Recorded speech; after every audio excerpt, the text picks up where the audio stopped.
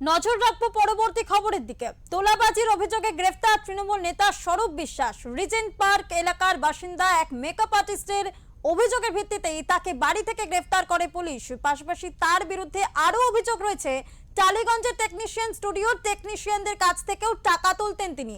এবার এই গ্রেফতার প্রসঙ্গে প্রতিক্রিয়া দিয়েছেন কেন্দ্রীয় মন্ত্রী সুকান্ত মজুমদার। তিনি জানান, এর বিরুদ্ধে তো বহু অভিযোগ, এর আগে পুলিশ সাহস পেত না, দাদার নাম ভাঙিয়ে ভাই মস্তানি করত, এখন সব বিচার হবে, কেউ ছাড় পাবে না। এতদিন পুলিশ সাহস করতো না, কে কাজ পাবে কোন গিল্ড থেকে, সেটা এই ভদ্রলোক ঠিক করে দিতেন।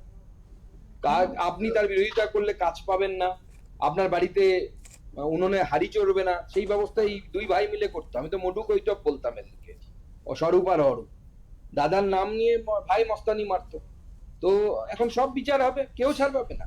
যারা যে যা কাজ করেছে প্রত্যেকটি অন্যায়ের হিসেব আমরা করবো। আসবো পর